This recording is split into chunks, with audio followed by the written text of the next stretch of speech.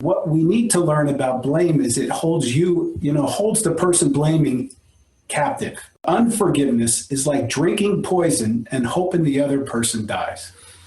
And if you're not forgiving, you're poisoning yourself. Welcome to the 100-Year Lifestyle Podcast, dedicated to you and your loved ones living at 100% for 100 years and beyond. I'm your host, Dr. Eric Plasker. Welcome, everybody, to the 100-Year Lifestyle Podcast, where we are transforming health and longevity worldwide so that you and your loved ones can live at 100% for 100 years and beyond. And hey, if that's going to happen, there's probably one or two people out there that you're going to have to forgive, maybe situations that you may have to forgive, maybe even yourself that you might have to forgive. And hey, we got an expert here. Welcome, Lou Samara, to our podcast today. Lou, thank you, man. Thanks, Doc. Thank you very much for having me today. It's a pleasure meeting you. So let me tell you how we connected. Lou has been seeing one of our 100-Year Lifestyle affiliated chiropractors up in Morristown, New Jersey, Dr. Jason Baum. Great practice, great chiropractor up there, great leader for those people up there. And Lou decided to move down to Georgia and decided to follow up with his lifestyle care here. And so what a pleasure getting to know you, man. What a great guy, great marriage, beautiful wife and Leslie. So pleasure to get to know you. Thank you. We're enjoying it too. And to get my wife to come to a chiropractor has been great. So we're excited for her too. Yeah, it's great. Well, the forgiveness effect. We're at a time where there's so much stress, there's so much anger, there's so much rage. We are in post-election insanity right now, and families are mad at each other, friends are mad at each other, people are mad at the world, and what an important time to have this discussion. Thank you for having me on this. How can I say it? It really improves your health and your relationships to forgive people. Tell us about your background. Why the book came about and how the book came about was I was about 39 years old. Believe it or not, I'm a little older than that now, but going through a really rough spot in life. And I started having some weird nightmares and visions, and I had a lot of fear. I just met someone who was a counselor, and I trusted him enough. And he said to me, asked me some questions, and I started flipping out. And he says, I think you were abused as a child. And you don't want to know what I said, but prior to that, I was a SWAT cop. I was an officer for 12 years, and I was a SWAT team for 8 years. I was a training officer. And I said, there's no way I could have been abused. I was a cop. Wow. He said, you weren't a cop when you were 4 years old. So I finally had to accept that. And as a result of that, I had to learn to accept things that happened in my past. And I had to learn to let them go and forgive the people that hurt me. Interesting. And so had you ever had a thought before that encounter that you were abused, or what were some of the things that were upsetting you, that concerned you, that you wanted to go and see this counselor about, that led to this discovery? Great question. Thanks. My ex-wife and I were in a situation where we were going through a divorce, and I started a company, and I had an immense amount of stress on me. I was starting a business. My dad had recently passed. We lost a child. It's been all this stress. And so my mind just couldn't suppress those memories anymore. If you had come up to me, though, until that day and said, Lou, I know your family, I know your history, and you were abused as a child, I would have fought you to the death to say, no way. I would have not believed it. Just that amount of stress started breaking down my mind and said, you have to deal with some things. And so you confronted them. What was that like? It was very scary. It was very scary. This man has wild stories on how we meet people and how we come together. Was the president of an oil and gas company. And I met him through someone else. When you say this man? My counselor, the counselor that helped me in the initial stages to break through, to understand what happened so that I could go on and let go and live a healthy life. He said, Lou, he says, you need to get on a plane tomorrow and meet me in Oklahoma. I'm going to be there on site for 2 weeks, and you need to come out and see me. And I thought, how do I do that? He says, just buy a plane ticket. It was $900 which is still a lot for a plane ticket now, but that was 2004. Wow. He was a certified counselor, and he had a lot of background in dealing with people who were abused. So I got to go out there and counsel with him, and he walked me through a lot of steps to help me allow those memories just to come out. Gotcha. And so without prying too much, and you have to read this book, by the way, The Forgiveness Effect, A Journey of Courage, Hope, Healing, and Freedom. There's a lot of abuse out there. And what I see in the world of the 100-year lifestyle, why I think this is so relevant, is we see people that go into their 30s, 40s, 50s, 60s, 70s, 80s, pass away whenever they pass away, and they never move on. They never resolve issues. They're constantly living in the past. They're letting old wounds constantly be in the way of new opportunities. And what does all of that have to do with forgiveness? Wow, that's a powerful question, Eric. Great. What I found in my experience is I was just pushing everything away that wasn't within my control, because I was so afraid if something wasn't in my control that I would be out of control, right? It's kind of weird, and we kind of could laugh at that. But what I found is as I learned to let go of those things, my heart opened and became softer, and I became better at working with people. I really did it because I wanted to be healthy. My whole gig is I want to be free and healthy and live a life. Don't tell me what to do. I want to be able to choose my life. But I was holding myself back because I was suppressing and holding and refusing to believe that anything bad could happen to anybody, especially me. I'm a nice guy, right? Nice guy, very nice guy, by the way. And so you're using big words, and I'll go as deep as you want to go on this, by the way. Okay. And I love helping people break through. I mean, I have, in the trainings that we do, we have done 100-year lifestyle trainings for companies around the country and around the world. We've done it for healthcare providers, chiropractors, fitness places, people like that. And I love watching the personal transformation and getting people to be able to see.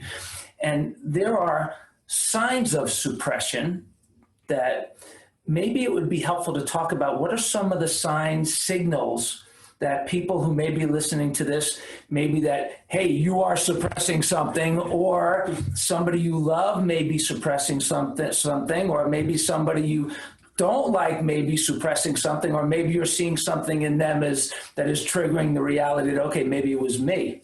Right. Great. I think what we do is we deny. We deny, and we close off. That couldn't have happened. Well, what if it did? Mm-hmm. And I have to tell you, and everyone listening, that it's a continuous journey. Yeah. Right. We're not here. You're still teaching, right? And you're still practicing chiropractic, and you're still practicing 100-year lifestyle, and you're in your 50s. So that's great because you want to live to 100. Well, I'm still practicing letting go and forgiving. And I had a session last week with one of the other counselors that works with me, my coach, and she helps me. Where are we at today? Oh, why are you holding on to that again? Oh, because we're kind of get programmed from a very young age on how our mind works. And we don't like to break those patterns because they're comfortable. Here's what happened. I wasn't going where I wanted to in my life. I had a lot of physical strength. I had a lot of energy, but I was in debt. Marriage was falling apart. Things like that were happening. And I thought, something's not right here. Too many of us don't stop and look in the mirror and go, nothing wrong with me, but what's going on here? Am I where I want to be? No. Well, if you have goals and you work towards them, and something keeps going wrong, then we have to look a little deeper. And that's what I think people don't like to do. They don't like to look past the veil. Okay, well, I'm beautiful on the outside. I'm handsome. Yeah. I'm in good shape. I know a lot of people at the gym because I like the gym, and they look great on the outside, but they're really hurting inside. So people not being able to get past a certain place of emotional freedom, maybe physical freedom, because sometimes people when they are abused, and my mom was abused, and so I grew up with very wise woman. My mom passed away a year ago in a really bad car accident, three car accident. She was a brilliant woman. She has a book that she wrote called The Simple Steps to Change Your Life. It's Simple Wisdom, something like that. I can't think of the name of it right now. But brilliant woman. I was blessed to grow up with her, and she got a lot of her wisdom through dealing with the abuse that she had as a child. And the relationship between forgiveness and blame. What is the relationship between wisdom and blame? Because I think that could be another way that people could say, okay, something is holding me back here. How can I get past it? What do I need to see? That's a really powerful question. So, sorry, I don't like cliches, but we used to say the blame game is the lame game. Right? Yeah. But we tend to blame others because we were victimized. But I was never a victim. And what we need to learn about blame is it holds holds the person blaming captive. I found I was really poisoning myself by not forgiving my uncle who had sexually abused me. I mean, male to male is hard enough to think about with a baby, with a boy. It's hard, and a family member is even harder. I had to learn not to blame myself, not to blame my parents, not to blame my uncle. And I had to learn to forgive all of that, the situation, that we were in. And my parents, they did the best they could. They were hidden from this. They had no idea. Until I wrote the book, basically, they didn't have any idea. So when we blame others, I find it puts up a wall. We can't see what happened enough to forgive ourselves and to forgive them. And so there's a shift there. There's a mental shift where we say, okay, I'm going to just stop, not blaming anybody. I'm just going to let it go. And it takes a while to forgive. And I went really deep in forgiveness, and I've used many modes to do that. Now I'm getting better at it, thank God. Hey, you laid it out. Laid it out, right? So when you say there are many modes and layers, talk about some of those. Good. So when I first started, I was so nervous and afraid. The abuse that happened to me caused me to live in fear for probably close to 50 years, 48, 49 years. I was always afraid, deep, deep down. And sometimes it came out different ways. As I went in and I found somebody I could trust, and it took a while to build trust with that. So the man I knew came highly recommended by another man. I'm okay to talk to him about it, right? So we had a little bit of rapport. And as we started breaking down walls, which was, okay, I admitted I was, okay, this could have happened. I didn't know. And then when the memories came flooding back, they were very vivid, very painful. He was there with me, and he said, they're memories. They're not hurting you now. So I got deeper connection with myself and allowed myself to bring those memories up. So I even built a trust with myself. So I started to trust myself more. And then when I found another coach, because that relationship, he stopped counseling and he said, you're good, get moving, go live your life. Different way. I used neurolinguistic programming, timeline therapy. I did a lot of Christian therapy. I did a lot of different things Christian-based therapies, I should say. And all these started to work for me. I had to find my own way. And that's what I did lay out in the book is, this was my process. Everybody's is going to be a little different. You get into deeper emotions. There's some things that came up last year that I dealt with that I didn't know were there. Some type of anger, and I was still holding on to a little something. It wasn't as big as the initial, I'm going to kill this man. I felt like I was violated and I want my revenge, and I had to let all that go. And as you do, as we let the surface emotions go, the deeper ones come up, and then they resolve. It's so interesting. We talk a lot in the 100-Year Lifestyle. Your courage is awesome. We appreciate your authenticity here for sure. We see it a lot and I talk about it a lot in different events and seminars, where there's a difference between feelings and commitments. And it is very true for everybody listening, I believe, that there are things that happen to us that as time goes on, our feelings about those things change if we allow them to change. So the situation doesn't change, what happened doesn't change, but our perception changes over time. I have seen and found that to be a critical element for personal breakthrough and healing. Can you describe maybe how certain situations that are still the same situations, how your feelings evolved about them over time? Since we're talking about forgiveness and what happened, I'll explain it that way, because to me it's very powerful what you just said, and I agree, because for me, what happened was when I grew up in the town, I always felt that like a yearning to get out of there. And I grew up in a nice town. A lot of people knew us. My grandfather was very popular and successful in business, and everybody liked our family.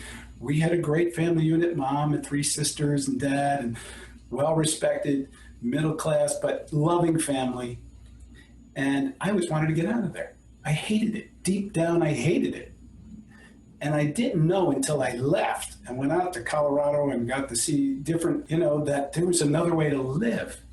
And then I really didn't know there was another way until there was something going on, until I had this, hey, something's going on here. The original title of the book was going to be Abuse is a Gift. And then we thought, ooh, that could be taken wrong. The abuse was the biggest gift I got in my life because it helped me realize I could be anybody I wanted. I didn't have to live in that town, which was fine, but I didn't want to. I wanted to go be myself, be my own person. Any of these things can be a gift if we look at them like that. And at the last few pages of my book, I talk about why that was so important, how I got away from that area, what could have happened to me if I had lived there, and seeing other family members who were cousins and still there, and unhealthy lifestyles, and just thought, I'm so blessed because of this gift. And now people look at me and go, you were abused and that's a gift? And I go, yeah, because I got to really develop as a person. What's really cool about you sharing this story is we just actually met a few months ago. Right. We've worked with a lot of people with abuse. We've seen a lot of people with abuse. We've had a lot of patients come into our practice with abuse. We've had doctors that we've worked with that have been abused. All the types of people that have gone through that challenge of abuse. I would have never, ever, ever, since the first day I met you, said, wow, that guy was abused. Because sometimes we see people, it's like they're wearing a label of I was abused, and I will show you, and I will prove it to you, and I will carry this around with me just so that you know that I can't trust you, and all these things that I have no judgment about that. I don't think I was abused. I don't feel like I've had that abuse, but I have been around enough people to see it. I'm very compassionate. But I would never have known that you were abused, which is a testimony to that you are walking the talk of what you're teaching and communicating here, because I do see a lot of people where, they're 40 and they're blaming their parents, their uncles, their cousins, or the person who ever abused them, and then they get into their 50s and they're still blaming, in their 60s and their 70s, and they never let go. And I often say, with love and conversations and with their permission for me asking these very direct questions, is that, well, how many more years are you going to go by where they're going to run your life, or that situation that happened 50 years ago is going to run your life today? So at some point, what I believe is so important about the 100-year lifestyle, and we have podcasts on this about destructive energy patterns. There's a whole section that we teach on energy patterns, dominant energy patterns, that where it is an important time in your life when you are confronted by the possibility that, wow, I can change and I can think about this differently. So as we start to kind of wind down, which this has been a very spiritual, emotional, powerful, meaningful conversation, I believe, there are people that are going to be listening to this that are on the edge, and they're thinking to themselves, should I confront this now, or should I keep suppressing it? Should I continue to let it run me? I know that it is. I have awareness now. What can I do about it? How do you get people to make the choice to take it on? Wow. I'm going to recommend that they learn to take that step. They just need to take a step. And it is a learning. They have to learn to love themselves, forgive themselves. And you said that in the beginning. It is about forgiving yourself, because I felt guilty. How could I have caused something at 2 years old with a 40-year-old man? How could I have done that? I couldn't. But our mind is trying to protect us. It's doing its job. But we're not only our mind, as we discussed, right? We're a body, soul, spirit. So we have to come together. And I recommend and I encourage people strongly, if you're on the edge, take a step and get some help. At least admit it and say, something's not right here. You don't have to have been abused to be not forgiving, right? That old adage, and it worked for me. I heard it enough. Unforgiveness is like drinking poison and hoping the other person dies. And if you're not forgiving, you're poisoning yourself. And when you do that, you're ruining your life, because you're short selling yourself. I had a different uncle who loved me, and he said, never sell yourself short again. Never. Stop selling yourself. He would remind me every time I talked to him because of that guilt and the shame and all that. And as I forgave my uncle, the one who abused me, and myself, all that came off. Yeah, and if you were abused, you did not make that choice. You did not have a choice probably in that moment to be abused or not abused, but in this moment now you have a choice, which is what makes it different. Right. And so for the people that are on the edge who are breaking through and constantly forgiving themselves and others, what's on the other side of forgiveness? Love and peace. I got to tell you a quick story. So I'm remarried. I would not, first of all, the divorce was acrimonious, but I love my in-laws. They helped raise my son. My former father-in-law is 96. He recently passed, and I was the first person they called. We had them to our house at Christmas. My ex-wife and I and Leslie, we're all friendly. We don't get together a lot, but on a holiday or a special occasion when we're together, we're together. It's allowed me to heal relationships that weren't always under my control. And that love and that peace in life has made me healthier, smarter, and my relationships are much richer. So all of that, it's a big package that comes with taking that step to say, okay, I want to forgive so-and-so, and I'm going to find out how. Yeah, and that big package is what's on the other side of forgiveness. Exactly. And to see you with Leslie now when you guys come in together to get adjusted, it's a beautiful couple. Thank you. Real, authentic, inspiring. And, for me, I feel blessed. Lisa and I have been married 32 years. We have a unique relationship and a special relationship, and I'm very honored about that.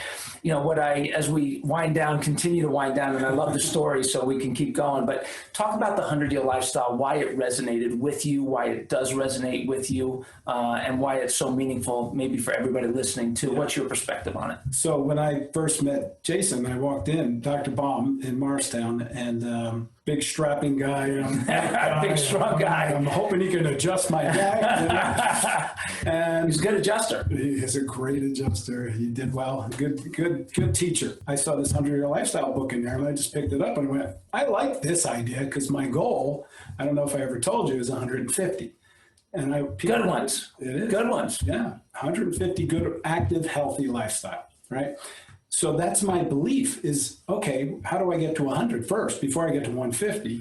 And I started thumbing through it. So I said, I'm borrowing this. And I took it home and I didn't read it all, but I read probably 3/4 of it. And I started to see that it is about lifestyle. It's about little things we do every day to take care of ourselves mentally, physically, spiritually, emotionally, that help us to stay healthy. And I will tell your audience that I was sick. I was always sick. I always had digestive issues. I was always tired. And I'm thinking, as I forgave, I got more energy.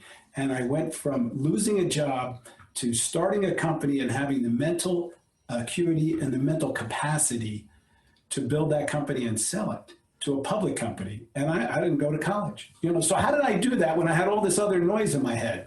I had to let it go. Wow, beautiful. Well, so exciting. Love getting to know you better on this level. Everybody, if you haven't read it, get the book. Even if it's not just for you for the holidays, if you want to give it as a gift, I'm sure it's a great gift out there, really for a birthday or anything else. I think it's a big difference maker, and really honored to be a part of your life, a part of your health journey for you and Leslie. And I got a feeling we're going to have a great relationship for a long time. So, Lou, awesome. Really appreciate everything. Hey, everybody, remember, your 100 is coming. You make the call. Thanks for being with us. Talk to you next time. Thank you so much for joining us on the 100-Year Lifestyle Podcast. We hope you enjoyed this episode. If you have topics that you want us to cover, people you want us to interview, maybe you have some stories that you want to share, stories of yourself, loved ones, people in your life, we would love to hear from you and share your story. Please email us at my100@100yearlifestyle.com. And remember, nobody wants to get to 100 or even 50, 60, or 70 for that matter, crippled, broke, and alone. So please share the 100-Year Lifestyle, all of our podcasts, social media pages, website with your family, friends, and coworkers so they can take this journey with you. And until next time, adjust your lifestyle. Live your best life today and every day on the road to a sensational century.